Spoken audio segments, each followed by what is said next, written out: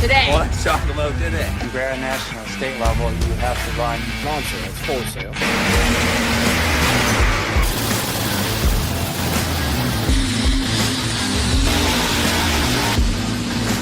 Is like 9,000.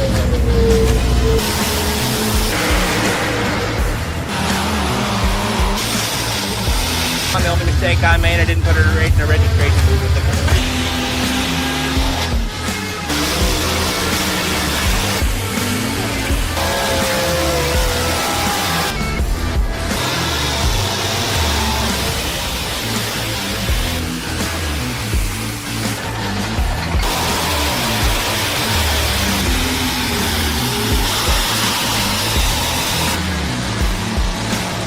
Just this ever-evolving story.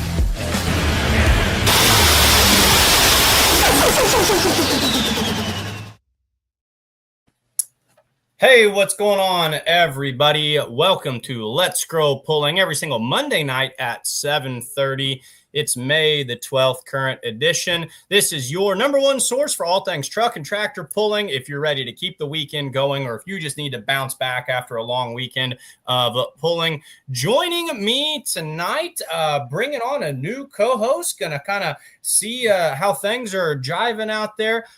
Is it Lewisburg? Right out of Lewisburg, Kansas. Out of Lewisburg, Kansas.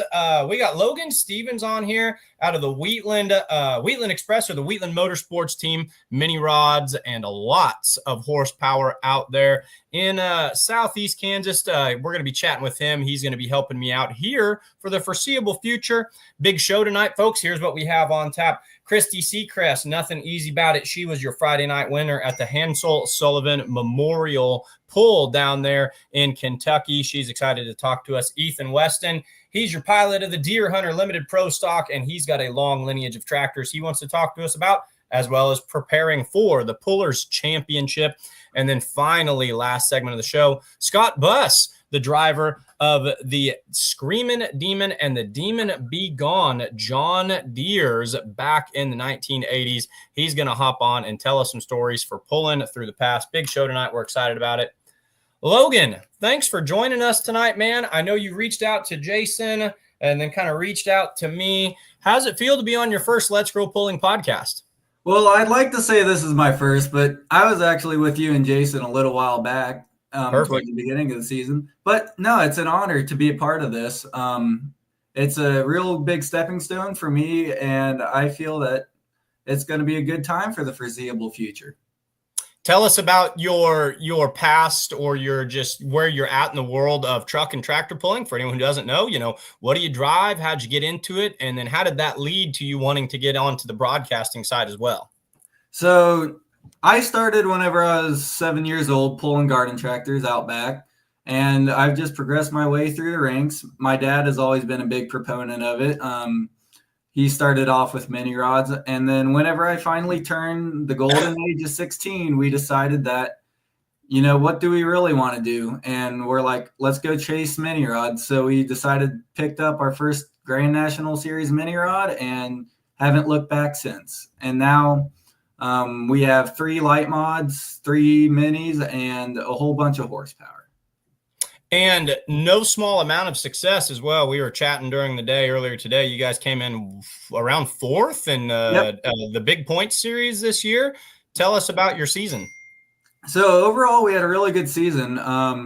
Came out with the goal to just get a top 5. And after round 2, we put her right at a 4th. And so we honestly surprised ourselves quite a bit with that. Worked our way up to 2nd in the points with the Pro Pulling League, and fought through a little bit of struggles, as with anything, and bounced back and placed ourselves 4th in the nation, 1 position right out of the instant invite for the Pullers Championship, which we will hopefully try to get into one of these days. But all in all, we had a very good season, some ups and downs, but it's all about the family. Yeah, well said. I like that you talk about that Pullers Championship. We talk a lot about, and we'll talk tonight with Brent Yarn and with Easton about how that's become such a destination pull. It's become a resume pull. When the pullers themselves are saying, man, we want to be there. That's how we know that pull is evolving into something special. And folks, it is Pullers Championship week. This is the week it goes down, Friday and Saturday, May 16th and 17th. Make sure that you find your way out to Nashville, Illinois. And the games are up as well. Head on out there, fullpull.us. Cash games are up on that. We're going to talk about why those cash games can make for things so interesting. Now, what people might not realize, Logan, you're a very well-spoken individual. You're very comfortable here on the podcast, comfortable driving. But, you're only, 16, 17, 18 years old? You're kind of a young gun in all this, correct? I'm a junior in high school. I'm a 17, turning 18 here towards the end of the season. And I guess I've just kind of grown up with this, being comfortable, always having a camera in your face. And I've developed a love for it because it's a new way to express anything and promote the sport to the youngsters. Like, this sport heavily needs youngsters with how many older folks that are going to be phased out here within the next 10, 15 years. We're gonna see a lot of Hall of Fame inductees. I'll put it that way within the next 10 to 15 years, because there are. I mean, you're absolutely right. There's so many of these first or second generation pullers of legendary status that have been carrying the mantle for 40 plus years, and you couldn't be more spot on with the recognition that it's time to start moving to the next generation. Great to see you doing that out on the track and also doing it here in the social media world. That's pulling double duty, and that's kind of everything we stand for here at Beer Money Pulling Team. I had moral qualms today, though. So this is, I've got to address this. My full-time job, my real job, I am a school teacher. Now, we don't work on Mondays. We're in a unique district where we only teach 4 days a week. So Mondays are my working day. But I needed to communicate with you some things we had to do today. Now, at 9:30, we were doing a lot of texting back and forth. Now, unless Kansas has a very delayed school system, were your teachers allowing you to communicate all day today, or were you keeping that on the down low? So that was one of those deals, keeping it on the down low. But I was in the middle of band class, so when we were just working throughout the different sections of it. And another thing is, like with you, my mom's a school teacher. So I've had the honor of having her. But no, Kansas is just a bit behind, and we have a little bit of freedom. If I didn't know how I wanted to play this when the principal was going to come in and take your phone. I didn't know if you were supposed to say, hey, it's all right, I'm talking with a teacher, he says it's okay. Or I'm about to go on something called Beer Money, so we're going to have to be careful about how we do that. Either way, we love having you here, getting the next generation involved.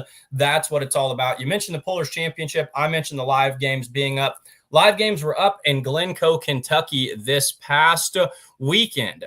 One of my assignments for the Beer Money Pulling Team and with Full Pull, they wanted me to go out and advise the public. They said, hey, who are your picks? This is something I've been doing. They said, Mike, kind of weigh in, post it on Beer Money Pulling Team. If you were wagering, which in the state of Missouri, I can't do that yet still, but if you were, who would you pick and why? Now, folks, it's in video proof. Before we bring her on, we've got the video. Kenzie, go ahead and show the world who I had my play money wagering on this weekend. I'm going way off the rails. My two picks are going to be your longest odds to win. Sometimes you got to do that if you're wanting to hit big, but I'm going to talk to you guys about why. Here's my two picks. Pick number one, Brent Secrest. Nothing easy about it. Brent Secrest in that T bucket.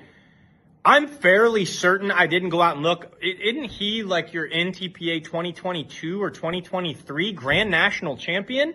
That's a championship caliber truck at 23.75 to 1. That's almost 24 to 1. The other one. All right. So there it is. Without further ado, let's bring her on. It wasn't Brent in the driver's seat. It was Kristie. Let's welcome Kristie Secrest to the show, and let's talk to her about Kristie. There it is. The proof's in the pudding. You were my Friday night pick to win.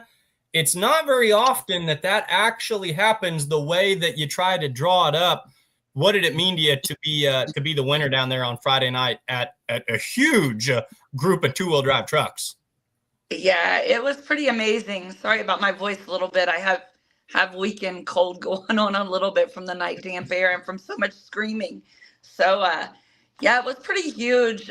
There were several trucks that were there. It was like pulling at Bowling Green almost because there were Sure. so many of us. There was 30, 36 the first night, 38 the second night.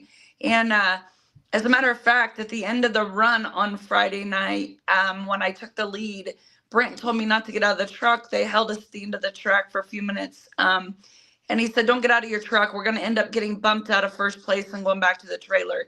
And I was the fifth hook out of like 36. So I finally looked at him after about 7 trucks and said, can I get out of the truck yet? I need a drink of water. I need to move. So yeah, it was pretty amazing. What I found interesting and what it looked like kind of played to your favor too. And we've got your runs and we'll take a look at them here in a second. You had that beautiful spot in the class lineup right when the sun kind of starts to fall behind the horizon. That track for the light limited supers, I noticed, looked a little firm, looked a little like they were having trouble biting into it. Did the sun setting and that moisture coming up, did that track get better right there for a little bit for you? It actually did. There was probably about 6, 8 trucks that had a really good shot.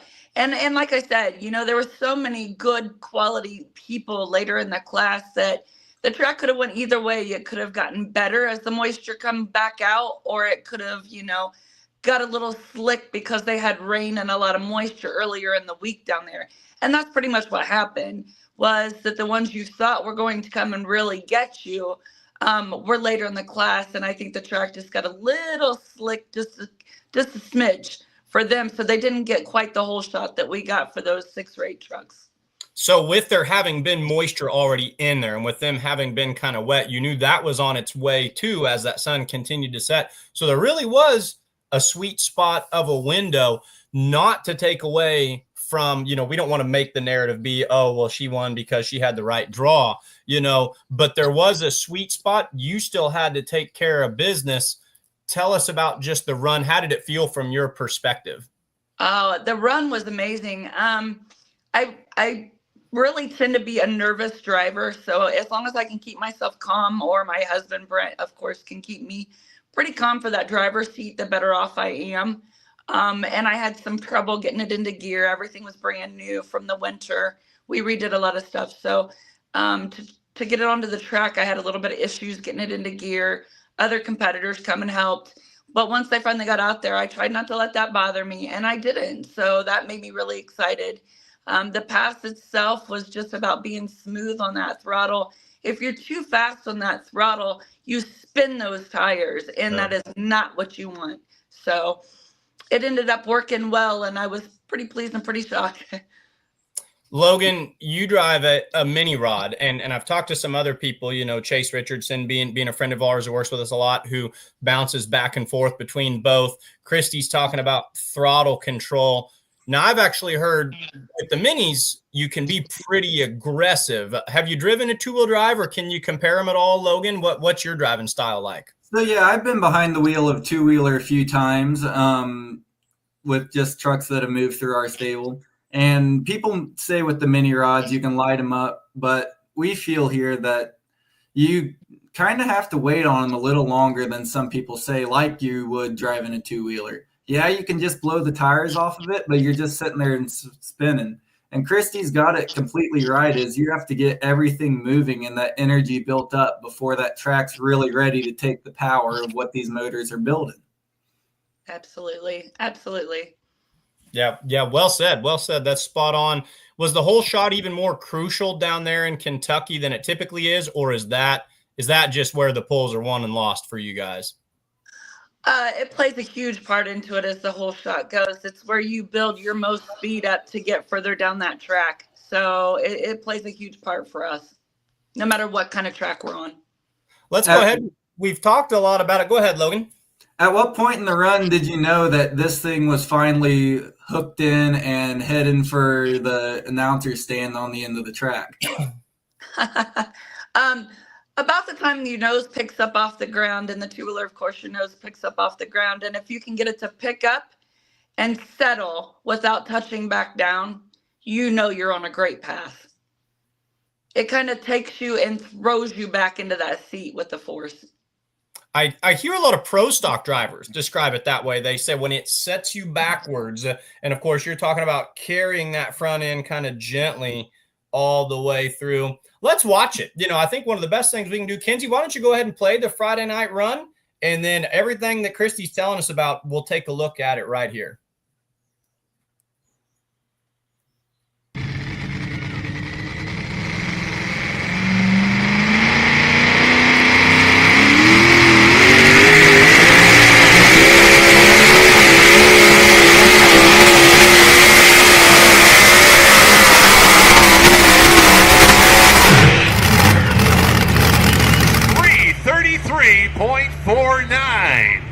So 333.49.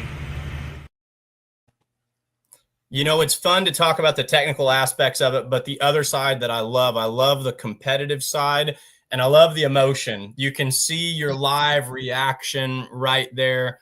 What was going through your mind at the end of that run when you threw your hands up? That I did exactly what my husband wanted. I What went did he- A to B and went over 300 and some feet. And at that point, I still thought Russ was ahead of me because I didn't hear his distance. It's so hard to hear from one end to the other. But come to find out, no, he wasn't. So that made me even more excited. And you guys, you're good friends with the Nichols as well, as I've learned today. Do you guys travel together a lot, work together? What's that dynamic like? We are very, very close with Russ and Kelly. As a matter of fact, Kelly and I call each other sisters. So we're just that close with it. And with her beautiful pass on Saturday, the funny part of that was she got to the end of the track on Saturday because I was leading at the point in time when she ran, and she bumped me out, and she come running up to me out of the truck. I'm so sorry, but yay. And I'm like, don't dare apologize to me. I'm so excited for you. So yeah, we're very, very close friends. We even go in the winter times and see them and hang out and do some stuff with them. Robert and Russ and Kelly, they have, of course, the Nichols Precision Tire Cutting and do our tires for us. And so it's just kind of slowly progressed with the friendships and hanging out all summer together and working together to try to see what works best for our trucks. Absolutely. That's cool that you guys do that. I made the mistake. I got in a hurry today, and I was trying to bounce back and forth between talking to you and talking to Kelly and talking to Brent. And I was trying to talk to a lot of people to make sure that you had received all the information. And my fingers started typing out Kristie Secrest somewhere along there. And everyone says, "You mean Kristie, right? Or are you trying to get Kelly?" And I said, okay. And then Kelly actually messaged me back, and she goes, "You know what? We'll just be twins from here on out, and you can just talk to either one of us." So that might be how we have to play that in the future. Absolutely. That'd be fun. That's great. Love them so much. They're great people. And obviously, the work they're doing there with the tire cutting, the proof's in the pudding from what we saw this weekend as well. Yeah, they had a really good show a few years ago down at Louisville as well. They're getting better and better with what we're doing with the tires and what they're doing on their end with the tires. And so, yeah, very exciting stuff. Definitely. Robert Miner was just checking in with a good comment down here. Wants to know, when did you start pulling? What got you into this great event? Oh, wow. So way back when, my husband and brother both got into motorsports in a different aspect of doing demolition derbies. And so I kind of come up through the ranks with that. And then when Brent and Shane collaborated together to do a pulling truck, we started out with naturally aspirated. And I jumped in the seat a couple times, but it was completely different from a blower truck. So, and as a matter of fact, in 2017 is when I really sit down. I had did a couple of open shows with the blower truck. And when we first got it, I told Brent I wouldn't dare climb in the seat. And now I'm kicking him out of his seat and going, I was the seat the whole time. But we share. So it was about 2017 when I jumped in, and he started showing me and telling me and explaining things to me, how everything worked and how I needed to be smooth on my throttle. And if I could be consistent, it would help him with setting the truck. And so, yeah, 2017 is about when I started. Logan, you look like you kind of shook your head in total understanding. I'm assuming you've got some past experiences with NA motors as well as blower motors. How would you compare the two of them when you drive? And they're completely different beasts from one another. It's like driving a good old Honda Miata to a big old semi truck. The power right there at your fingertips is completely different than just one's a Cadillac and the other's a Ferrari. Absolutely. Great explanation. Well said. Yeah, no, this is fun. And this is why we look forward to having Logan on the show. I have never the highest horsepower thing they let me hold on to is a microphone. So, it's a lot of fun to be able to bounce this off of there. A lot of response then when you get into that throttle and you see those butterflies come open. So what do you and Brent talk about? You said you did exactly what he told you to do, A to B pass over 300 feet. Does he still drive? Do you split it? Do you do most of the driving? What are your roles, and what does he kind of say to you before each pull? So we both take turns driving. It just depends on what track and where we're at. Each of us prefer our own different types of tracks, so to speak. And then there's sometimes I'm actually in a accounting position, so I can't miss the end of the month for work. So there's like Rockwell, Iowa this year he'll have to go to. As far as what our roles are, I used to do nothing but all the bookkeeping as far as keeping track of who placed where, distances, names of vehicles, learning who people were, cleaning the truck, packing the trailer, helping with whatever I can in the shop, that kind of stuff. Brent does, of course, a lot of the behind the scenes motor work as far as making sure everything's good for the next run. We don't need to take it down and anything like that. So, and as far as what he says to me, he just does his best of telling me where on the track to go to, picking what gear we run, picking, how fast I should run my throttle, telling me to speed it up a little bit, slow it down a little bit, and trying to keep me calm.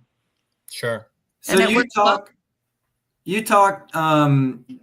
you guys each have a different track that suits your driving style best. What's some of your favorite tracks that you've pulled on throughout the years? Where is the spot that does you the best, and what spot can you not have any luck at?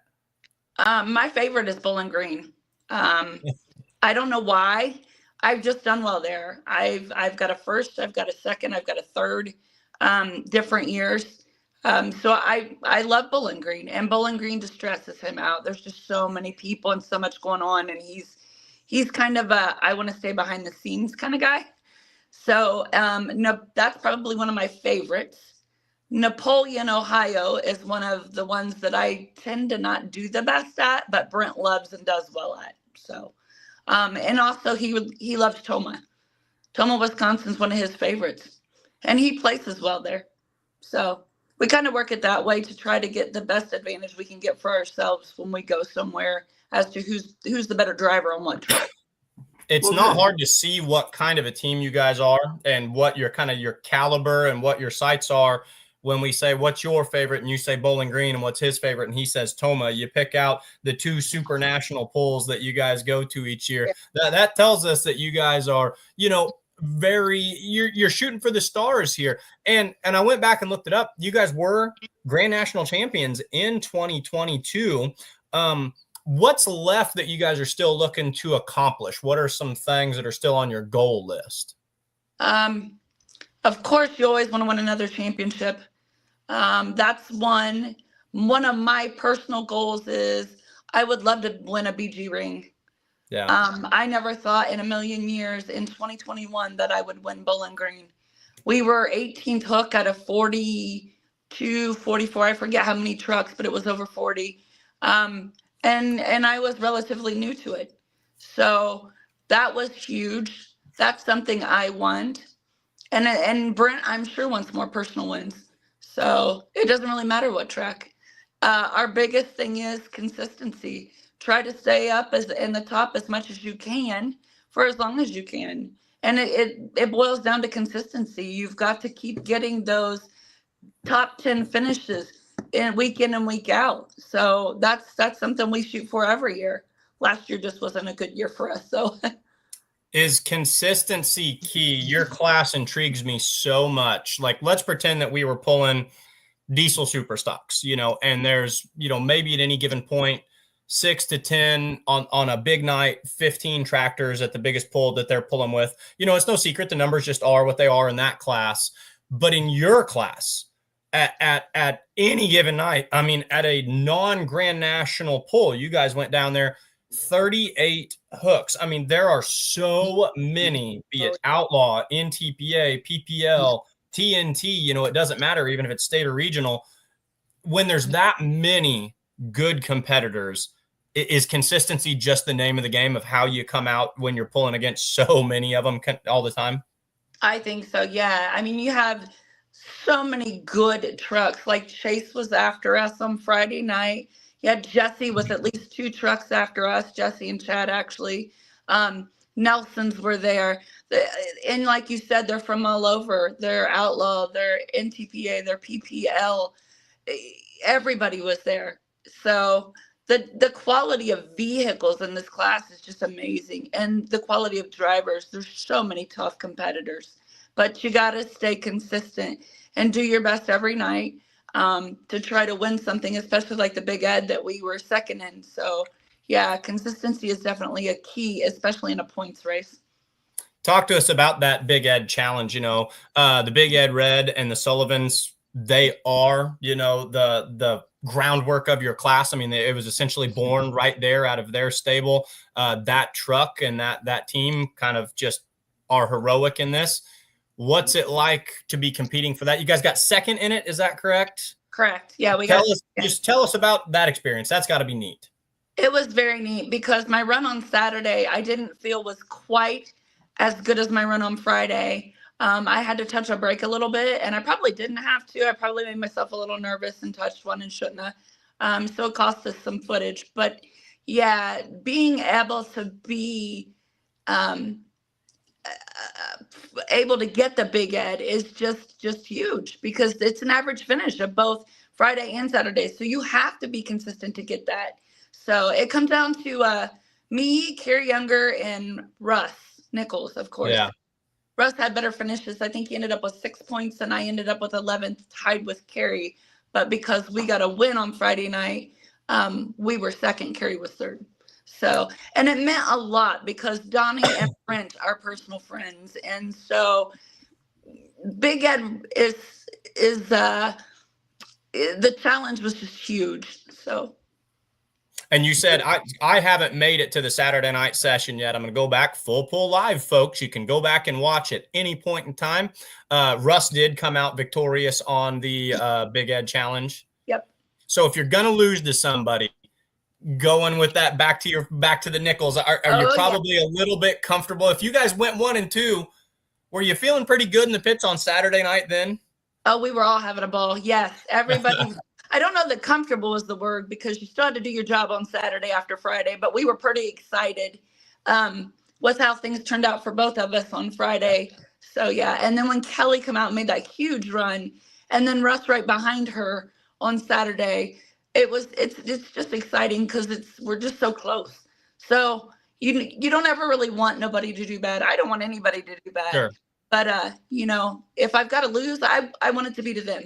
Sure. Yeah, precisely. Brent's chiming in with all the information that I'm hoping to have too. So you guys have 2 seconds, and you've actually won this twice. You've won the Big Ed Challenge twice. Am I reading that correctly?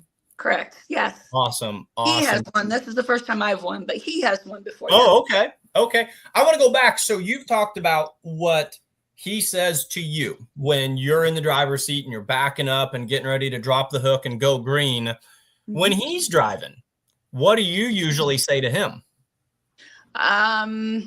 Do your thing. Bend it and send it, right? Just relax, take a deep breath. You've got this. You know what you're doing. Sure. So, sure. No, and he does. He has a lot more experience than me, but yeah. That's awesome. One other thing I want to talk about, and Kinsey, you can go ahead and throw this up too, just on our still graphics. If you want to put the Nothing Easy About It Friday night picture, you guys debuted kind of some new graphics, a new wrap on this thing. And I saw on your social media, I think you guys are very proud of this. Why don't you kind of highlight it and just tell us about your beautiful machine? I mean, that's got to make you happy seeing that all dolled up like that.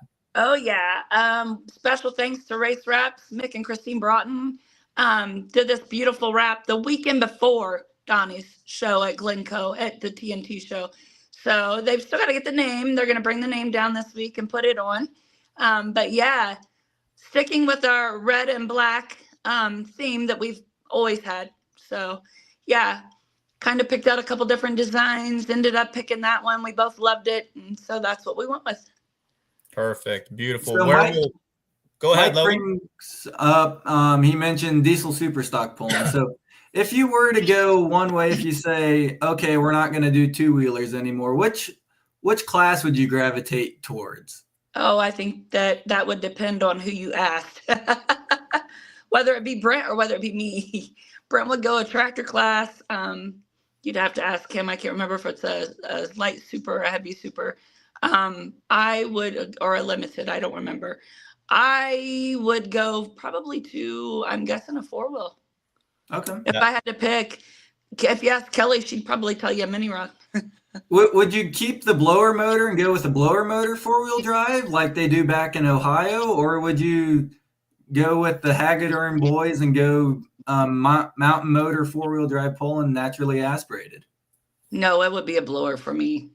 Oh, I did not anticipate that. Good question. Fun response. That would definitely be a blower for me.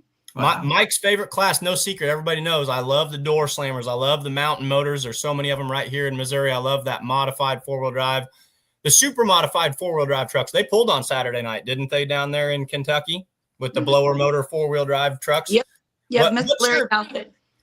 What's your opinion of those? A big, long wheelbase? I mean, is that something that, you think's pretty cool? I love the looks of them. Yeah. They are super interesting, for sure. They are. Yep. They are.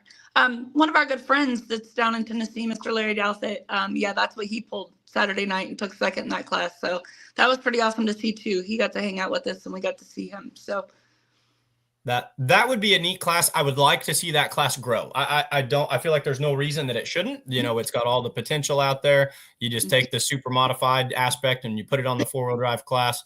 And that would be a fun one to see, kind of maybe go Grand National or go Champions Tour. I saw Brent commenting in. He did say light super stock. That would be where he would go. That'd be kind of neat. I wouldn't mind seeing a couple of vehicles out there. Maybe a red and black light super, maybe keep the two-wheeler, maybe get a truck. We can do it all. Hey, Kristie, this has been a ton of fun. Thank you so much. Where will we see you guys next? And who do you need to thank, or what's your shout out you need to give while you're here online? I think the next is going to end up probably being an OSTPA show at Wauseon. Our first Grand National will be at Choma with Brent driving. Huge shout out to multiple people. Sure. First off, SSI, all the guys at SSI, they do us so well. Boyd Performance, Sajax Transport, Hot Shot Secret, of course, Russ and Kelly and Robert at Nichols Precision Tire Cutting. A couple locals that I've never really hit much on. Lockwood Performance done a lot for us over the years, and Nye Automotive did a lot for us over the years. So that was even back in our naturally aspirated days. So I want to give a huge shout out to those guys. Lots of people, lots of team to get us to where we're at.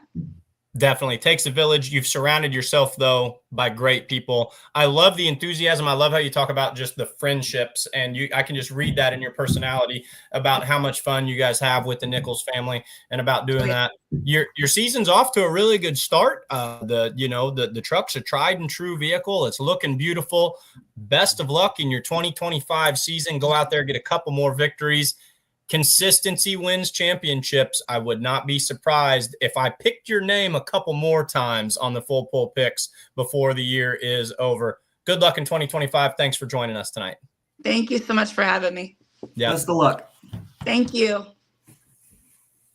All right, that was Kristie Secrest. Don't get fat fingers and type too quickly and call her Kelly all afternoon in your social media. And while I am making amends for names done incorrectly, and I've learned this, a puller is nothing if not a name. It's the most important thing they had. I did watch this weekend, and I saw the Sawmill Express go down the track, and I heard the announcers introduce him as Tim Beatty. And I do want to make a correction, and I want to own up for a mistake. We had him on the show a couple of weekends ago, and I introduced him in the show as Tim Beatty. I believe that's pronounced Tim Beatty of the Sawmill Express, so my apologies to him, and we always want to make sure that we stay on top of that. biggest pull in the country. Logan, what's the biggest pull in the country coming up this weekend?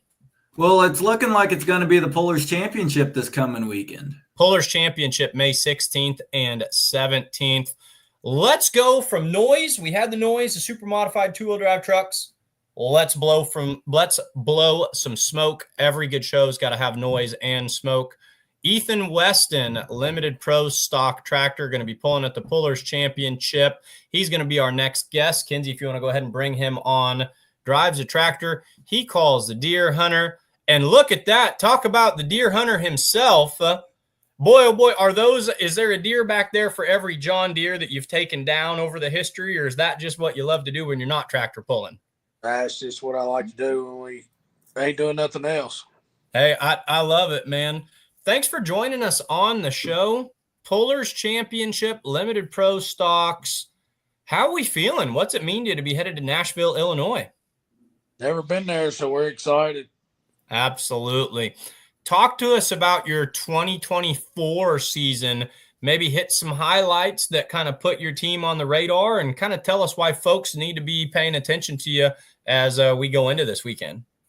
Well, 2024, we started out with the light limited. Pulled it since 2010. Past couple of years, we've really turned up the wick with it. Brent Payne up there at GMS really helped us out. Patrick O'Brien helped us out quite a bit there at the end. We pulled it in Lawrenceburg, Tennessee. Right after Louisiana, we had a bad ride in Louisiana. I ended up in the hospital actually with it, and then got it back together because we blew the charger. Took it to Patrick, got it all back together.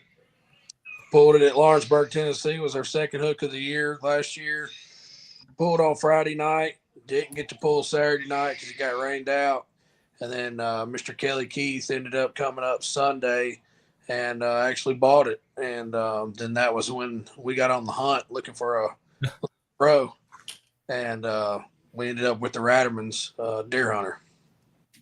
Hey, I'm going to have you do one thing before we go much further. I think you're talking to us on your phone. If you're on your phone, go ahead and turn it sideways for us, and it's going to tilt that, and it's going to fill the screen.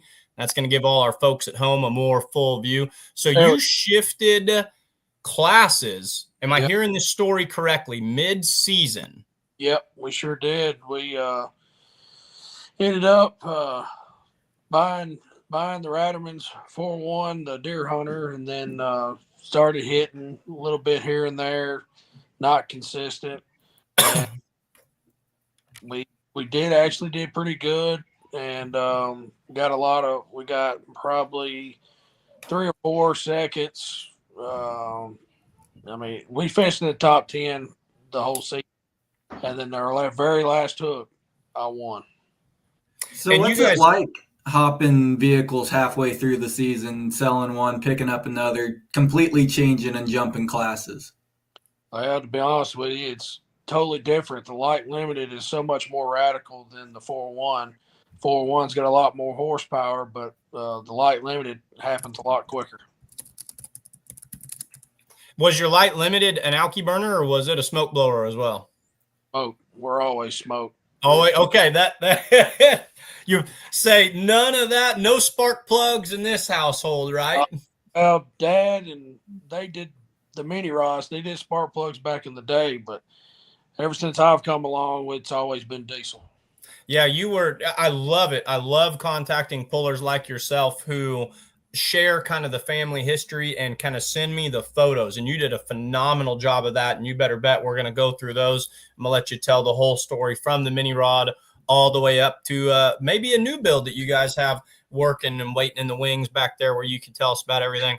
Where do you typically pull? I know that we kind of chatted and touched base a little bit after Hammond, Louisiana. Are you guys Mid-South, TNT? Where are you based out of? We're Mid-South through and through, PPL. Great organization. And where are you personally located at? I live in Lebanon, Tennessee. Okay. 30 minutes east of Nashville, Tennessee on I-40. Okay. Awesome. So you pulled Mid-South, went from the light limited super stock jumped over into the limited pro stock. Logan kind of highlighted how, the driving style is different. You said that light limited, it was kind of a rodeo out there. Talk to us about the limited pro. So is it just torque and grunt, or is one easier to drive than the other? Or, expand on that if you can. Me personally, the limited pro is easier to drive. Yeah, you got a lot more horsepower, a lot more grunt, and you got something between your legs. The light limited, you got something between your legs, but you don't know what's going to happen next. You got 3,000 more pounds to play with, my friend, or maybe even closer to 4,000 more pounds. Is it just so much easier to put that on the track, to say, hey, we're taking this weight. There's a reason it's the biggest advantage in pulling, and I can plant this to the track instead of you surprising me when you get a bite out there at the 200-foot mark or something. Yeah, and it really helped that I started hot farm, then we went to super farm, then then we went back to something heavy. So it really helped that we were started with something heavy so we could go back to our roots basically and know what to do to try to get it to hook. It ain't bad, but we're slowly getting it. Let's walk through that, because I think that's going to help us see the whole story here. And you sent us the photos and they're excellent. It's a lot of fun. So we'll save the mini rod. I'll do that kind of as a separate story at the end. We'll talk about just maybe your tractors at first. Tell us about what we're looking at right here. That was about 2008. I was still in high school, and my dad actually built that tractor. We bought it. It was total junk, and we built it into it, or was. But the whole story behind it was to keep me out of trouble in high school. If he built that, then he'd keep me out of trouble, keep me busy there at the farm, and I wouldn't be out gallivanting or riding around doing stuff I shouldn't be doing. So we pulled that for 2 or 3 years, and then we built a super farm. And but it all started at the hot farm, and I'm going to tell you that was the most fun we ever had was hot farm. So this is your 12,000-pound hot farm. This is your homework assignment. This is what keeps you busy, so you're not out chasing the girls and doing donuts in the parking lot and whatnot. And then you graduated up to super farm. That's a good-looking machine, and that looks like it's on a good pass right there. Tell us about this one. We built it. It originally was John Pitt's Raging Bull out of Franklin, Kentucky. We bought parts and pieces off of it, and that was basically John's tractor with our power plant. Of course, we changed some things just like anybody else would, but it was a good running piece. Didn't have nowhere near the money the other boys have in the super farms, but we run right there with them at the time. How long did you go super farming before you mixed it up? We had super farm from 2008 to 2010. And then we were already started building the light limited. There is not a year since 2008 we didn't have something to hook to a sled.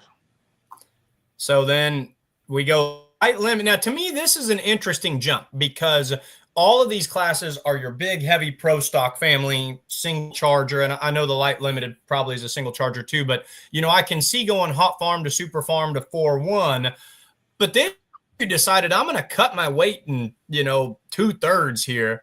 And I'm going to go, big tire, super stock pulling. How did you guys find yourself going down the track on this thing? Well, it all started when we built the super farm. Daddy built this tractor, and he was going to pull the light limited, and I was going to keep pulling the super farm. Well, back then around here, stuff kept changing, new turbos, this, that, whatever.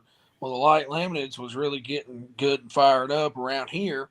So we just decided to farm and just focus on one because we work an everyday job. We do construction. We couldn't afford to keep two going, and much less a super farm that was costing something every year. So we just went ahead and just did the light limited, and it stuck, and we loved it. Where did the super farm end up? The super farm ended up going to Maryland. Upstate Maryland. Okay. And then I want to hear about some of the specs on your light limited super. Single charger under 400 cubic inch, or what was the Mid-South specs on these? 470 at the end. It was 470 3.4 P pump, and just however much you wanted to spend, really, to be on top. 470 cubic inch, so a lot bigger than I realized or that I would have guessed. But just a single charger on it. Yep. But as big. If you could turn it, you could put it on there. Oh, 3.4 before. 3.4. Okay. So that now the Alki guys. Did you guys get to weigh more than them, or was there some sort of kind of split, or you all ran the exact same and all 6250? All the same weight? Did they get more or less on the cubes or the chargers or anything, or it was just they're smaller cubed? Smaller cube. Okay. So they let you guys run a little bit bigger motor, but they didn't give it to them on the weight side, where you see some associations will do that. Yeah, like you got some diesels, like Richard Taylor. I think he's 410 with a cooler. Yeah. And we're neck and neck, and he's stout to handle. But with a 410 with a cooler, that thing would run. Sure. But you said this one had some catastrophic failure mid-year last year. Well, first catastrophic failure was I split the whole rear end transmission in half. Yeah. Hartsville, Alabama, had a Mid-South hook. We had just got the motor back, and we found the weak link. It split the right behind the bell housing transmission and the rear end. The bull pinion cages let go, then the bull pinions, then the bull gears. It was catastrophic. We had to load it back on a trailer with a backhoe. And then last year, we popped a brand new charger and ended up getting the head and everything. Kevin Hall got it fixed, and then it was running good. And then Kelly Keith come along and bought it, and now he's campaigning it. There you go. So that brings us up to speed. This is the one we're taking to the Pullers Championship this weekend. What is your draw? What's your hook? I know they've done the live draw shows on it. Friday, do you know where your pull order is? Friday night, I'm 8th hook. Saturday night, I'm 1st hook. Would you rather, everyone's got their opinion on this. You like hooking early? You like hooking late, middle of the class? What's your bread and butter spot? And what's it like knowing an entire week in advance? Be honest with you, I don't care. It's all about fun. If I had to really, really choose, I'd rather be mid-pack. So your Friday night spot, that should work well for you. So we're going up Nashville, Illinois. First time there, you've not been there before, voted in by the fans. This is going to give you, you get to watch that track develop. You get to watch a couple of them, your middle of the pack where you said you'd like to be. Should give you all the data that you need, or at least some data anyway, to turn around Saturday night and kind of put it to the ground. What are your goals? Now, this is a stupid question. I'll tell you this right now before I ask it, because the answer is, well, the goal is to win, Mike. Why are you asking me this? But outside of that, what are you going into Nashville? What are some like benchmarks you're setting for yourself while you're up there this weekend? Well, we're putting a new set of rubbers on, new set of tires. Aaron Doctors hooked us up, Chad Mayhill. I think, if I remember right, there's only one other tractor that's got them. So we're going to be the guinea pig this weekend, and going to try them out, but I just hope they work, because we're trying to get ready for our season. And if they work, I think we got a good chance to be in the top runner. Tires are, I would say, the hottest kind of aspect in pulling right now. You always go through these phases. You go through the phase where you got to have the neatest, sweetest, most completest horsepower, or then it's, the new turbocharger, or then it's, where we're going to put our weight, as we've seen with the modified guys moving their seats all over the place. The tires over the past 4 or 5 years, I think we've seen impact this sport tremendously. When Mitos came out with theirs, and then the whole shots came out, and now you guys are trying something new. If the stars align, and we've seen it several times, this could bode very, very well for you guys. So fingers crossed. This could be, this seems to be the thing in pulling. If you've got the right shoes on, the results happen. So that'll be neat to see how that pans out. Yeah, we're excited. Either way, if we win or we just really screw up, as long as he goes back on the trailer running, we're happy. It's all about way. So let's talk here a little bit. So throughout your season, you pull down in Alabama and the South through all those hooks, Kentucky and all that there. What's your plans for changing soil types a little bit? Talk us through the tracks that you pull on throughout the year, and then coming up to this hard clay Midwest soil. Well, down here, we got a mixture of both throughout the season. Early part of the season, the soil was real good and rich and pretty good hook and track. Towards the end of the year, it starts to really dry out, and it's hard to keep the moisture in. So, I mean, we've pretty much pulled from sand down in Louisiana to red clay in Kentucky we've pulled on all of them, but I mean, we're excited and hope everything works out. Are you going to have to bring any different tuning setups or different gears or anything to combat this tackier soil, or are we just going to run the same setup? We got some ideas, and we're I think we're on the right track, and we've been talking to the engine guy and tire guy, and we've been even talking to the Rattermans, and Craig is trying to get us lined out, and Chad's got us lined out. So we're hoping we can put all the dots together and make a good solid pass. Do you use a lot of video on that? Are you the type to go in and maybe watch some of the Pullers Championships highlights or full pulls from the past couple of years, now that we can do that online and social media, and kind of pay attention to that? Does that impact your setup and your decision? Absolutely. If I ain't never been there before, I'll get on YouTube. Yeah. My wife hates it, but I'll put it on the bed. And I'll study, and sometimes I just keep rewinding it and just trying to watch different things, trying to get an idea of what I can expect. What are you seeing out of this track up here in Central Illinois? Well, one track hooks, the other track looks like it pulls you to the right. So I can attest that right-hand track will pull you to the right really quick. So I don't know which one I'll be on, but I got an idea for both of them. So.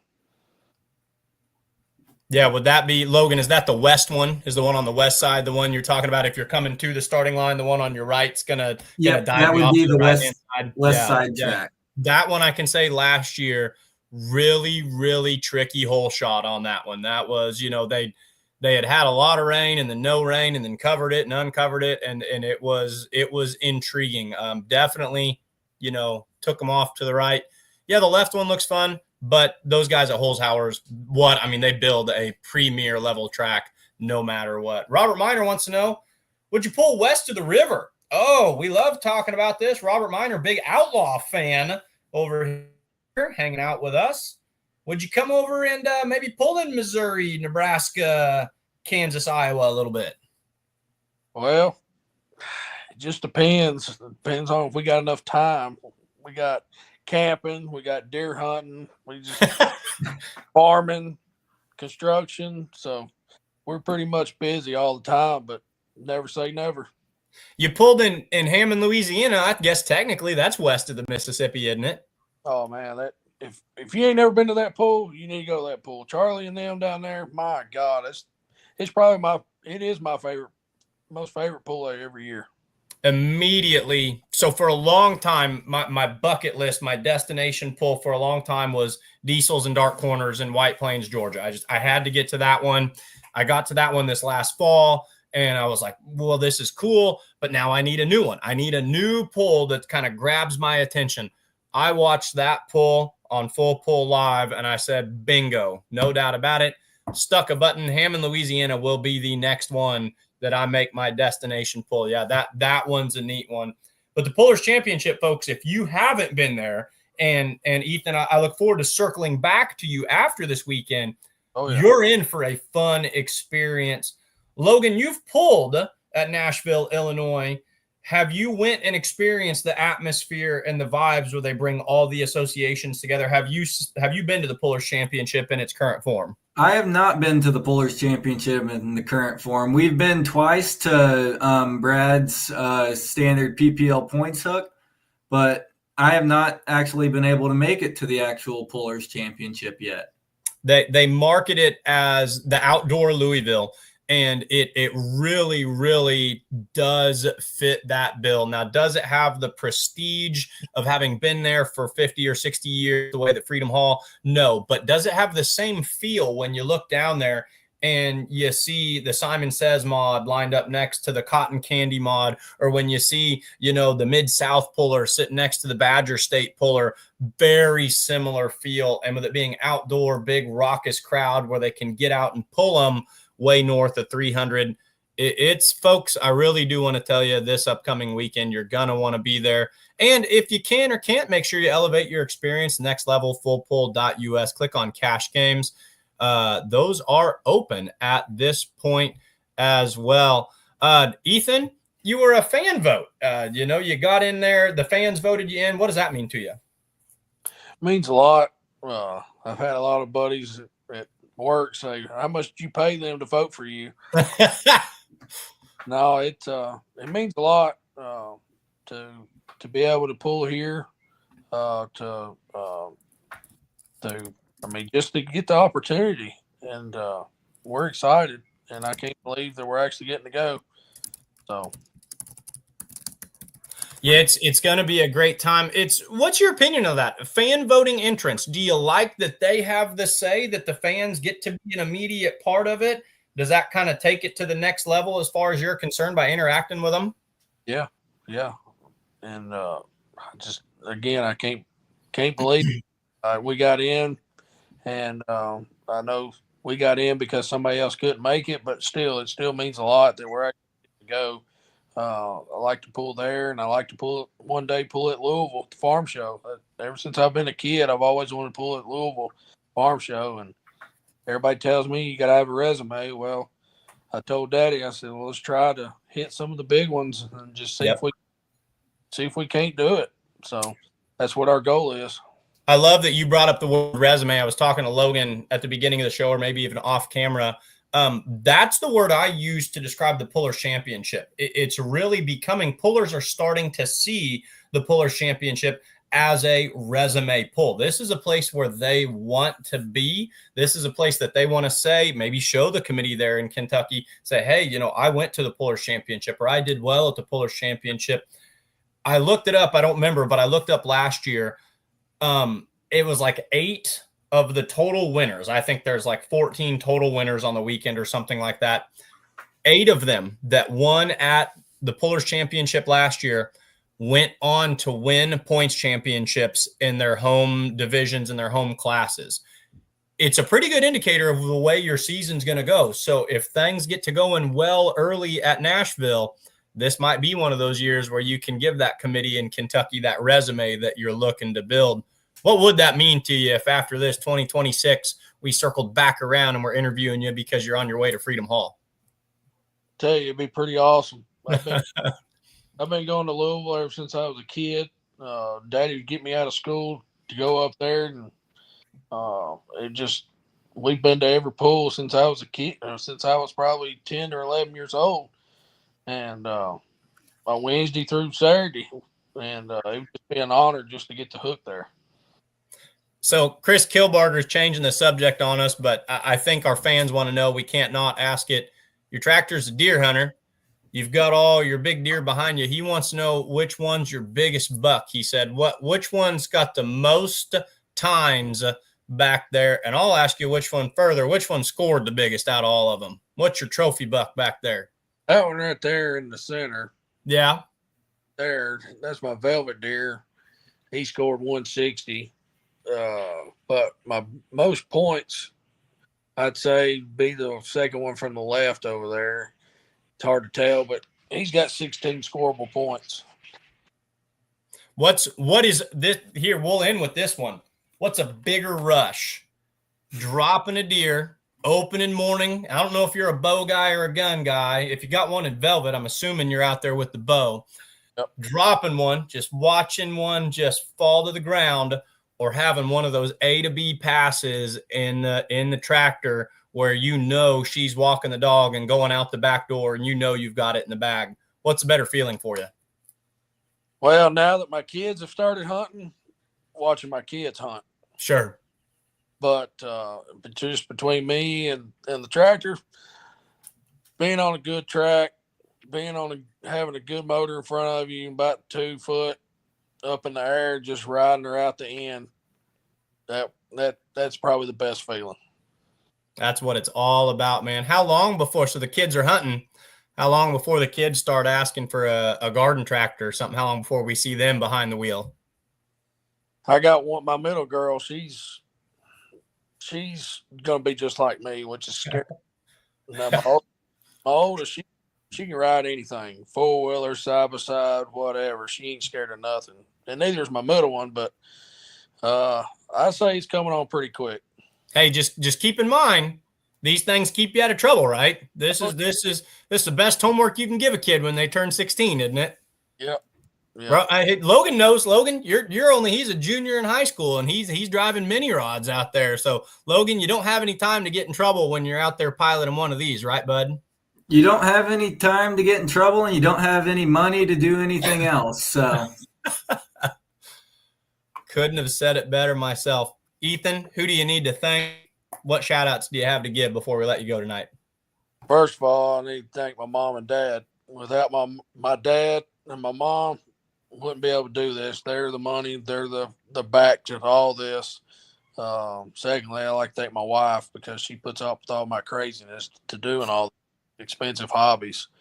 Then I'd like to thank Chad Mayhill, Brent Payne, Denny Healy, and the Rattermans for all the help that they've given me over the years, and especially with this new tractor.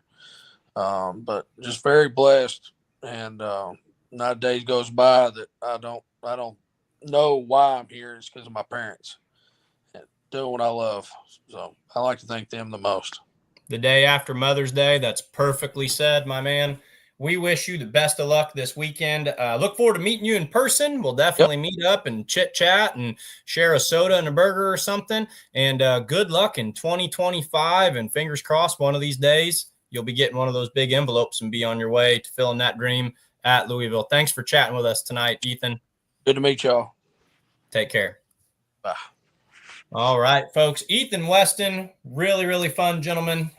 Great appreciation of life. Man, he's cool, Logan. He's got the deer back there. He's got the pulling tractor. Went from a super farm to a light limited super back up to a 4-1. That's an interesting jump to me. You know, if we could put a theme on tonight's show, here's kind of what I noticed. Our first person, they talked a lot about their relationship with the Nichols family. And then, you know, we heard Ethan there talking a lot about Chad Mayhill, and he's talking about a brand new set of tires that he's going to be debuting this weekend. Of course, Nichols, Mayhill, these are our tire people. You're a puller. Are tires the name of the game right now? Are they, would you put them in the top 5 most important things you got to be checking off the box list if you're going to be competitive?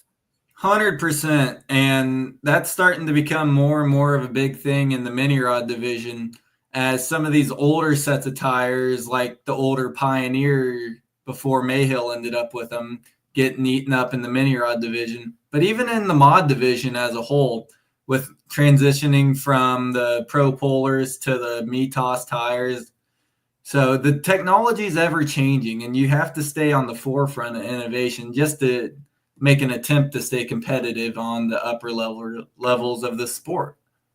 I feel like if you push the time back 10 years ago and you came into you went on a winning streak, or you found the pot of gold at the end of the rainbow, if you had some extra cash floating around, 10 years ago, you would say, I want to put that cash towards horsepower. That's just where I want it. Now I feel like if you find yourself in that situation, you maybe say, okay, our motor's probably where it needs to be. Let's go look at our tires. Would that be correct? If you could make one adjustment only, would you look at the back of the tractor before you looked at the front of the tractor? And really now, I think it's kind of leveled out, and people have started to look towards other stuff like weight and just the whole mechanics of the chassis, improving the way the chassis works underneath the vehicle. So the tire technology's caught up, the motor technology's caught up. The chassis is now a part that guys are starting to move stuff around, and we're starting to see big leaps and bounds on. And I want to pick your brain more extensively when we don't have a guest waiting for us one time, but it's crazy too how quickly those can go. I know I watched an Adam Kester interview not that long ago, and he said, "Oh yeah, this chassis is like 7 years old. Like we got to get it." And I thought, that doesn't seem that old, but he was talking about, oh, this got cobwebs on it. Every chassis I've got in here, we got to completely overhaul because, like you say, staying on that cutting edge, that's where you need to be. So yeah, not only tires, horsepower 10 years ago, tires now. Logan Stevens says chassis is what we're looking at. We see this a little bit where drivers are choosing to even physically sit. We've seen with Joe Ader, of course, Tyler and Bruce Slaw pioneered it a long time ago. I think they would sit on top of their motors if PPL would allow it. But moving forward to get everything as close to keep the front end down as possible. Pulling's moving forward at a very rapid rate. One of my favorite things to do, though, is look back at everything Pulling has done for us over the years. At this point of the show, Kinsey, if we have it, do we still have it? Do we still have the cool Pulling through the past, like video entry? If you have the intro film, go ahead and play that because that's fun. I do, but could we bring on Yarn real quick? Is he here? Yes, he's driving. Brent's in here. Okay. Brent is in, but his camera's not working. Brent, do you have us, bud? Yeah, can you hear me? Awesome. I've only been here for like the last hour. You guys are just completely ignoring me. I'm driving, so I don't have my camera on.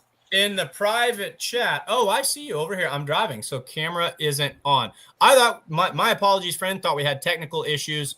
Brent Yarn, tell us everything that we need to know about the Pullers Championship, man. Yeah, so that's currently where I'm driving. Driving from La Crosse, Wisconsin, so it's about a 7.5 hour drive. Currently making that drive right now down to Nashville, Illinois. So, yeah, big poll coming up here, May 16th to 17th, Track of Holes hours. Hopefully it's going to be the place to be. Hopefully it has some packed stands and, have the biggest purse that we've had so far. But yeah, it's definitely shaping up to be a great show. We have record number for sponsorship dollars this year than we have in the past. So, we definitely paid the event, and now we just need to, give some of that sponsorship dollars back and put it back into the purse, and hopefully have a record crowd to, continue to grow that purse even more. So, we're definitely going to be doing the $5,000 minimum to win again this year. Depending on how many people show up, we might increase that number. We just don't know yet. So, but yeah. Lineups have been posted. We drew those numbers last week on Wednesday. And so those have been posted as well. I think as right now we have 103 hooks for both nights. Pending anything that may have happened on Friday night now, restrict somebody from being able to pull on Saturday. But, everything's looking good. We just have to do a lot of the, final prep stuff at the track. Got to get rest of the banners printed. We got to get, all of our video boards put into place. We got to get, I got to spend a whole day painting lines for parking haulers. So that's going to be my task here over the next about 36 hours. But yeah, it's everything's really shaping up, and I really hope that everybody is able to join us this weekend. Again, it's in Nashville, Illinois. The Track of Holes hours. It's about a mile off of I-64. 6 o'clock both nights, $20 to get in. $20 also gives you access to the pits. We do have monster truck rides that will be taking place from 2 to 5 on Friday and noon to 5 on Saturday. We have, kids zone with bounce houses. That'll be, once the gates open, those will be open, as well as a kiddie pedal pull starting at 3 o'clock on Saturday. We'll have some trophies and some prizes for all the kids that do that as well. So yeah, we have plenty of vendors that'll be on site, more vendors than we've had in the past. And, really, like I said, it's really shaping up to be, the biggest year that we've had. And, I really hope that reflects with the number of people that show up and hopefully the number of people that buy the live stream. So if you can't make it in person, live stream is $25 a night or $40 for the weekend. And yeah, all we can ask is just spread the word, help us get the live stream or, get the event information to as many people as possible. And, really try to continue to make this thing grow into one of the bigger events in the country. When you guys established this pool, is this year 5 for you? Year number 5? This is year 4. Year 4. So 4 years ago, when this pool debuted, the concept was amazing and ambitious at the same time. And I think everyone's kind of like, we love it on paper. What's it going to be in front of us? I feel that the attitude of the pullers has shown they're all in. They love it. This is a destination pull. This is a resume pull. I feel like we're seeing this pool really coming into its own and really kind of developing its own identity over the past couple of years. As one of the integral members of, creating this pool, Brent, what's your vibe on how this thing is developing? I mean, at year 4, are you guys right where you want to be? Do you feel you're ahead of schedule? I mean, is just all the excitement, enthusiasm still there? Yeah, I would definitely say, we're definitely on pace to be where, we had kind of like a 5-year plan of, where we would like to see ourselves. We're definitely, we're right there on what our goal is to be. And, you kind of touched on it where the pullers are starting to get behind it now.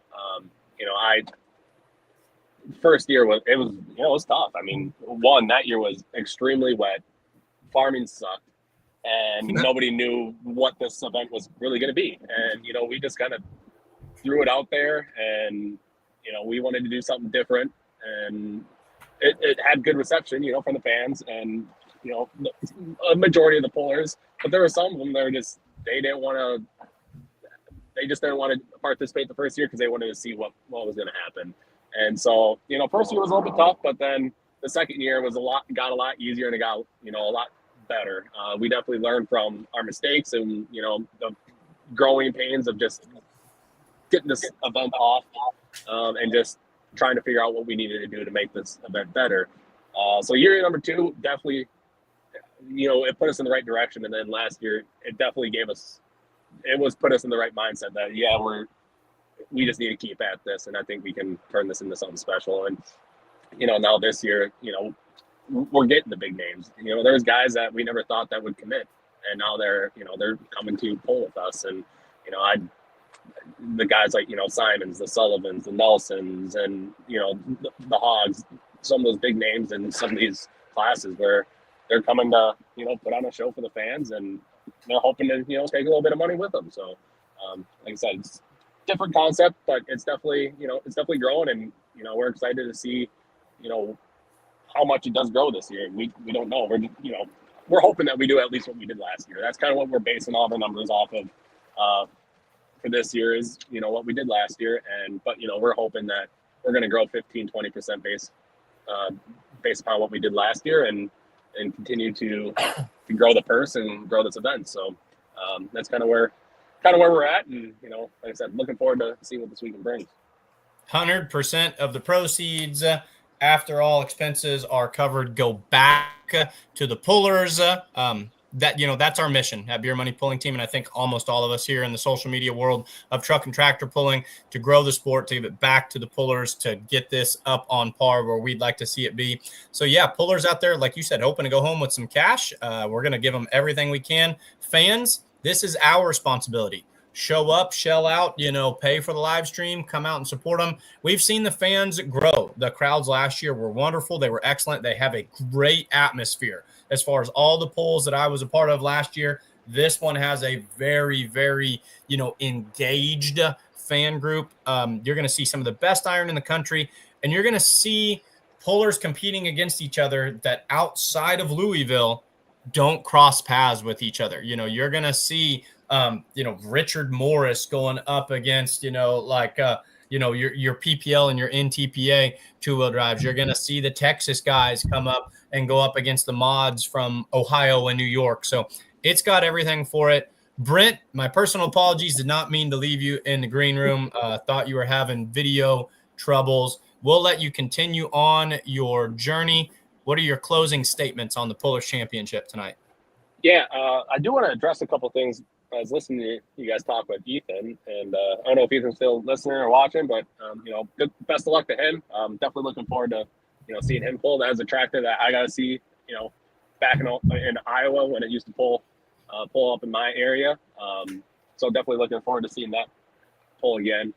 But you guys mentioned how that west track does pull to the right. Well, we're hoping that issue will be remedied. It was always more wet on that side because the people that don't know, that track is tiled, and we had some tiling issues on that, like the far right side of the west track. So we're hoping that that's going to fix the issue.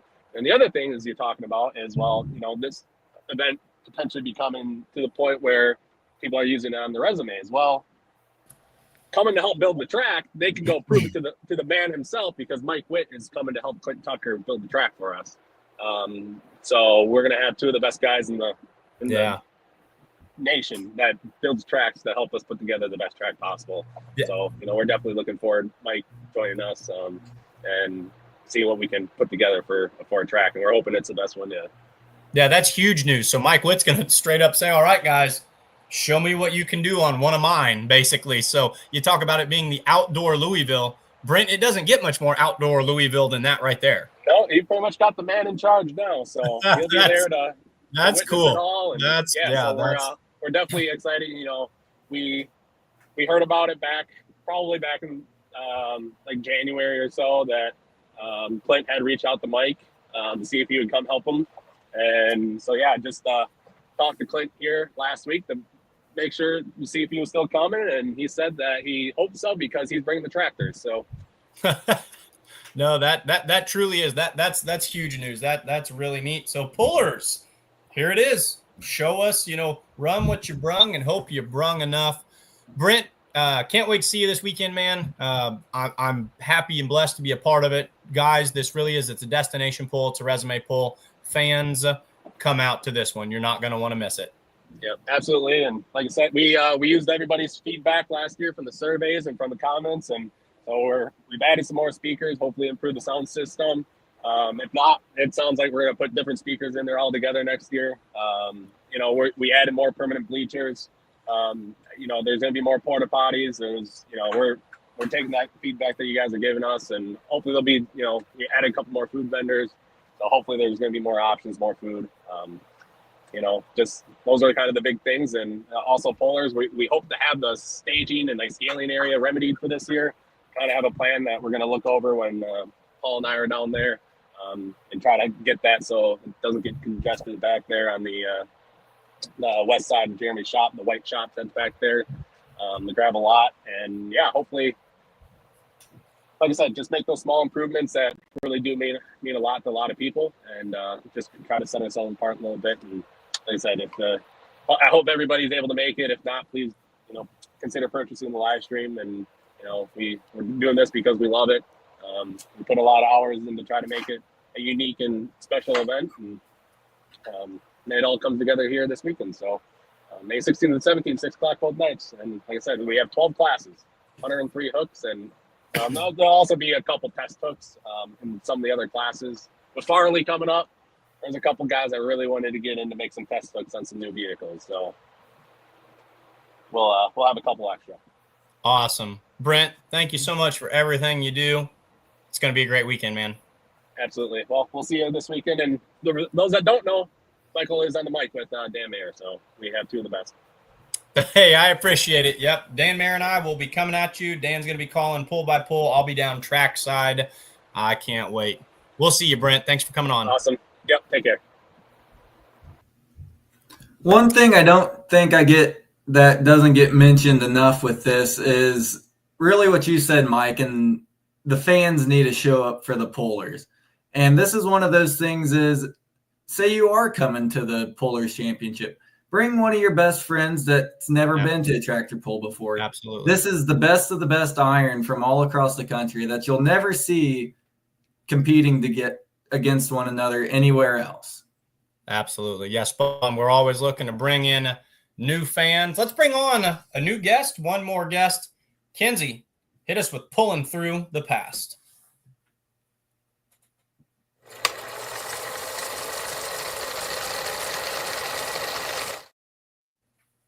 Scott Buss, thank you so much for waiting patiently. We had a huge show tonight. We had to get some people on here to promote the pull in Illinois this weekend. Thank you, sir, for joining us this evening. How are you today?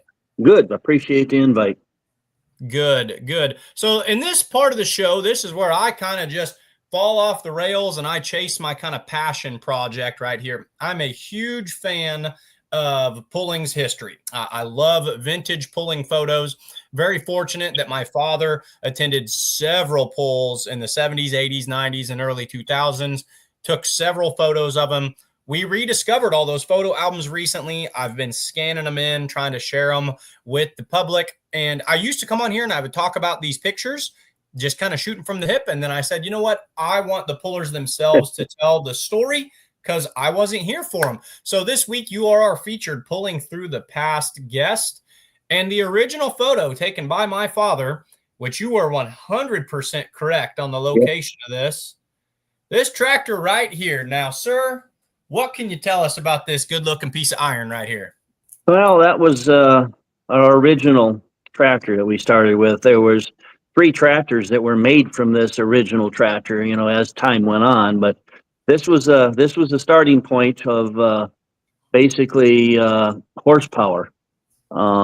This is probably, I would say, in the early 80s down. And I know I'd visit with you. It's at Kirksville, Missouri.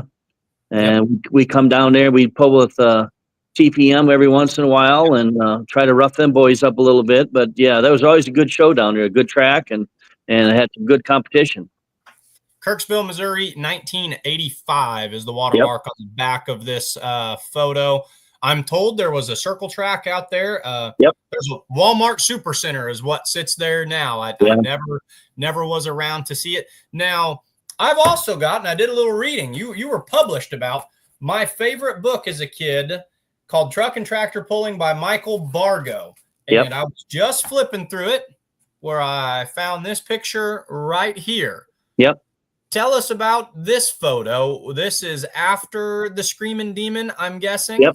This would be the second generation.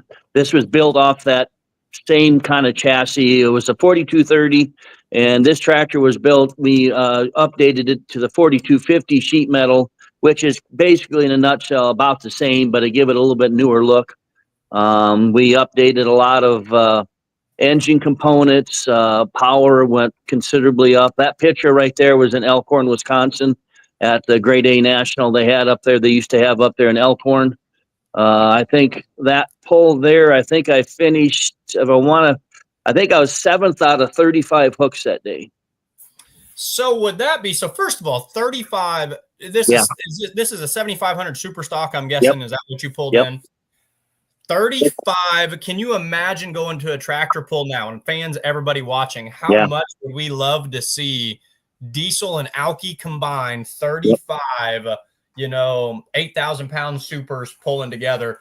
That would be amazing. What year would this photo have been taken? I'm trying to look in my book. 87? I'm going to say it's going to be in your 90s. It's probably in middle 90s, I would say. Because that tractor, that was probably a year or two after we built that tractor and got the fancy paintwork done on it and stuff like that. And that tractor run a good long time through the 90s and touched just barely at the end of the 90s into the early 2000s. And then we upgraded that one again.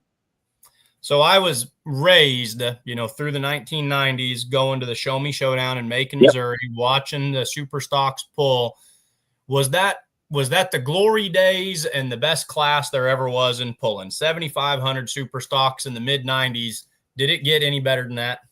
Well, in my opinion, no, because you could see any color Any Sure. type, any kind, any fuel, and anybody could win that night. It wasn't just Absolutely. dominated by anybody because it was, you said show me showdown there. That would happen to be one of my sweet spots down there. Oh, sure. I think it was the second year that they had that. It was a grade A national down there. And that tractor you showed there, just a little newer version of that with some upgraded turbochargers on. I actually won that down there, the Missouri, that show me showdown, the grade A national. I won it that year. On which one? On the Screaming Demon or the Demon Be Gone? Demon Be Gone. That would be in 1987. I won that down there. Okay. Chris Kilbarger chiming in says that was the heyday of super stock, all colors available. The book told me you guys are from Denver, Iowa. Is that where we're still based out of? Yep. Denver, I want to say that rings a bell to me. Is that Southwest? Nope. Denver is straight north of Waterloo, where the John Deere tractors are born and produced here. We're about 10 miles north of Waterloo here. So are you tried and true John Deere and diesel smoke all day long? Is that where you guys are have lived your entire pulling career? Yep. I breathe it, eat it, whatever you want to do. You bet. So let's talk about, there were some other really good smoke blowing John Deere's back in the day. The ROPS with Iron Elk is the first one that comes to mind. Yep. But there was a lot of pesky stuff of different color and of different fuel types that you would have been pulling against too.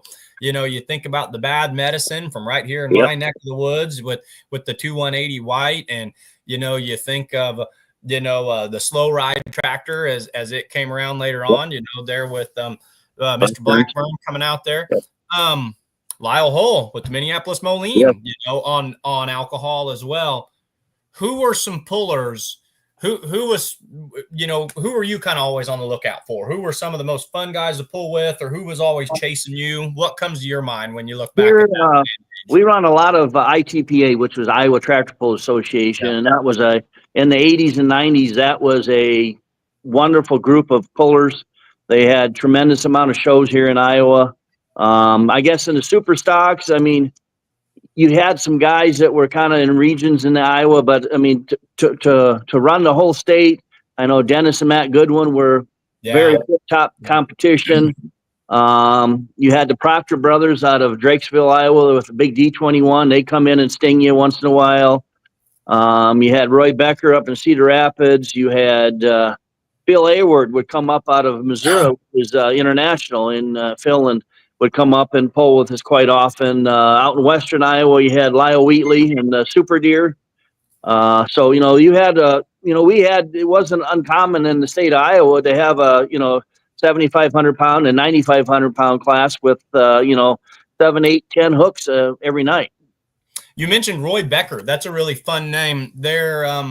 It was actually not his family, but I got in contact with his family. The person who originally owned Roy's D21, Sean Reed, his father, built that tractor originally.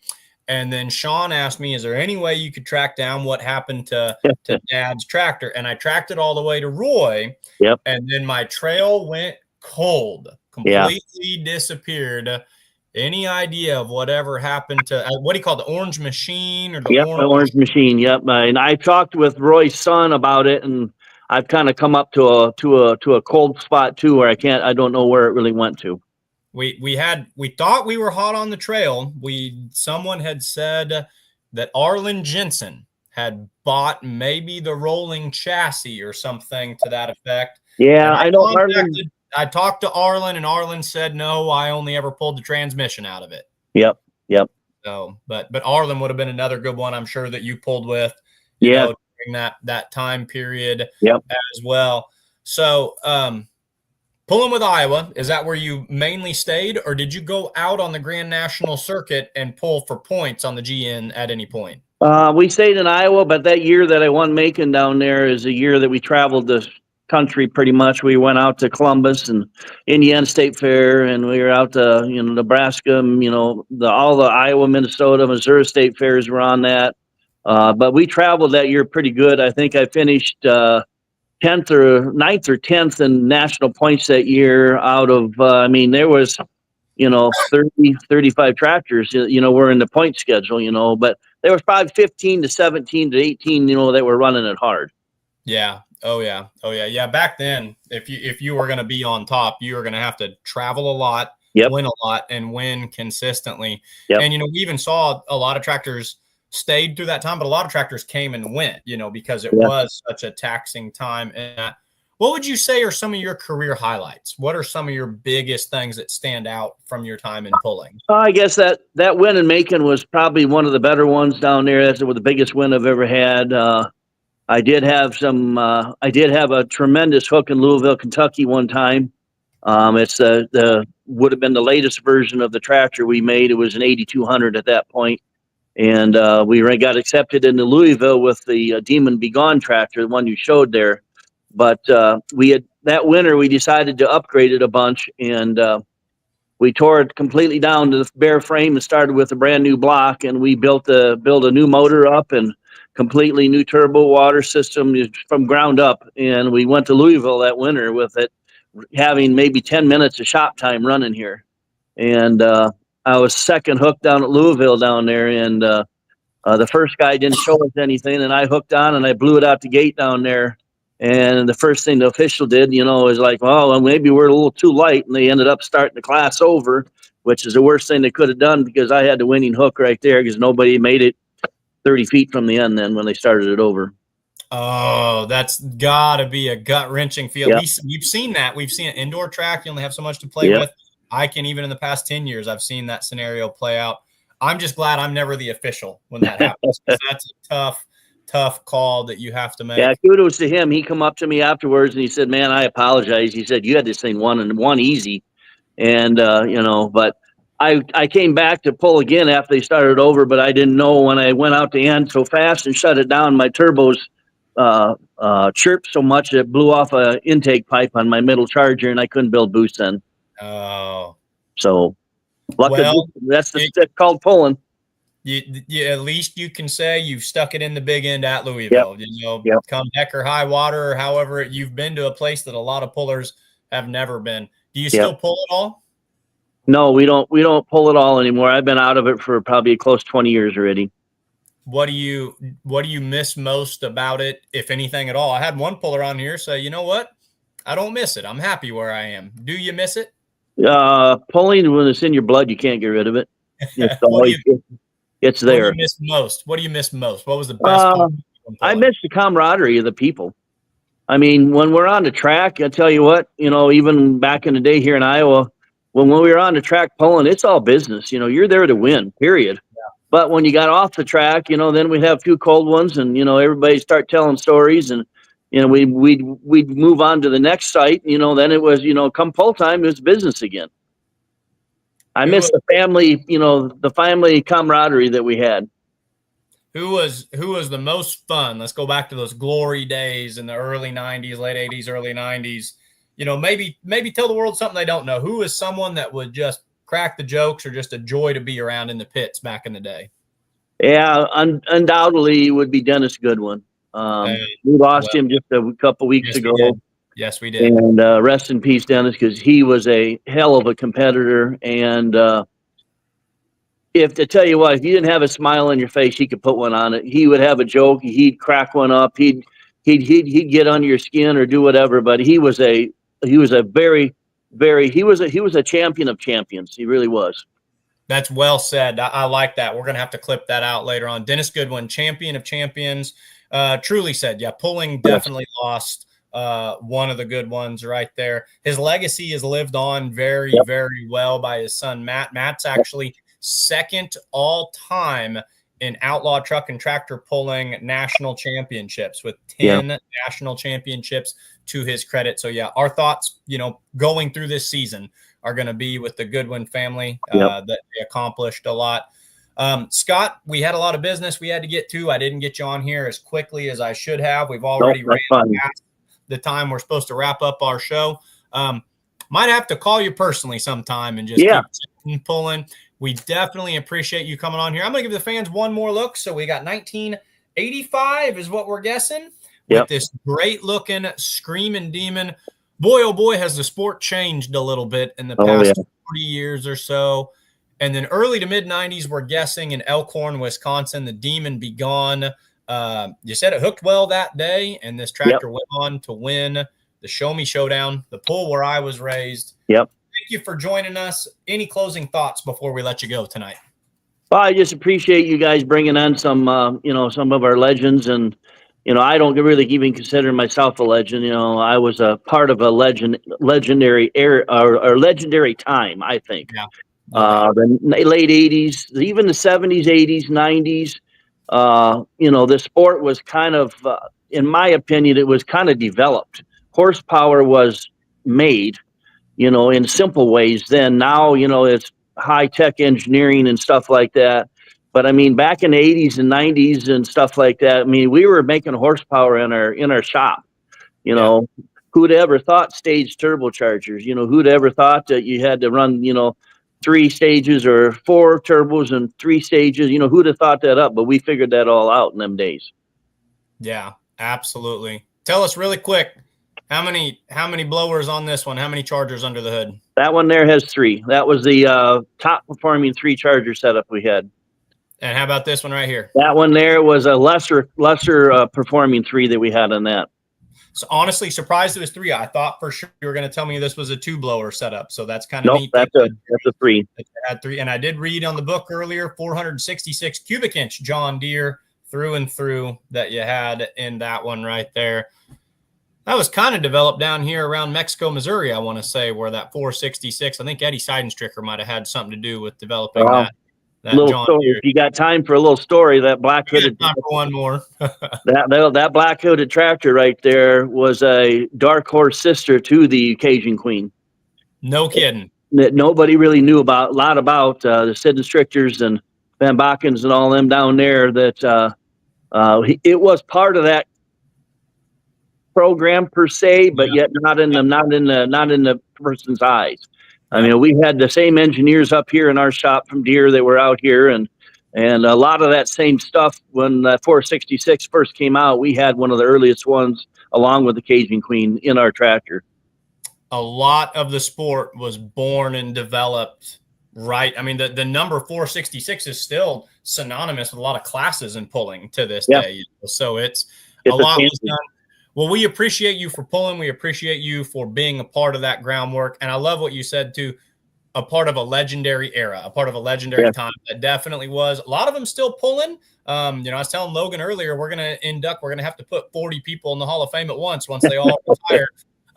Scott, this has been a ton of fun. We're going to let you get back to your night. Thanks for joining.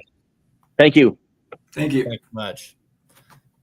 All right, folks, that was Scott Buss on Pulling Through the Past. Ladies and gentlemen, we are 7 minutes over time. I know we try to keep this buttoned up quick so you can go join our sister show over there, Massetti and Friends out there in California. As soon as we shut this down, hop on over, keep watching that, Massetti's and Friends, the official podcast of Major League Motorsports out there. Logan, awesome show tonight. Awesome job. Look forward to co-hosting with you again in the future. You bring a lot to the show, a lot of great questions. Give us your closing statement for the evening. No, all good. Great group of people we brought on tonight. And one theme that they said across them all, it's all about the family, about the camaraderie, and about promoting it and being the best you can be on and off the track. Well said. Well said. Really neat to end it, too. We've got a 17-year-old puller right here co-hosting with us. We just brought on a retired legend. It spans generations. Ladies and gentlemen, thank you so much for watching Let's Grow Pulling tonight. Kristie Secrest, your Friday night winner at the Hansel Sullivan Memorial Pull. Ethan Weston, he's gearing up for his first time at the Pullers Championship. And Scott Buss, man, oh man, I could talk to him for another hour. Really cool to hear his stories. And, of course, Brent Yarn coming on in the kind of incognito, faceless version. Be sure to be at the Pullers Championships, folks. Be sure to be there. This has been Let's Grow Pulling with Mike and Logan. Thanks for watching, guys.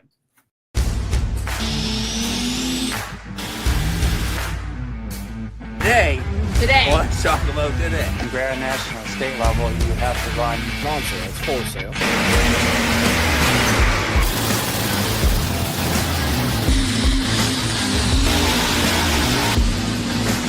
Is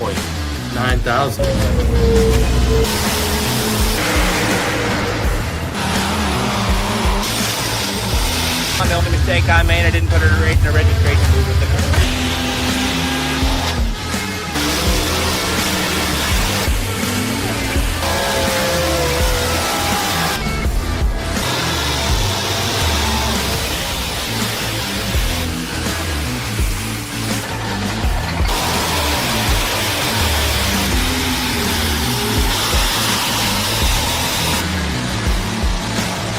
Just this ever evolving story.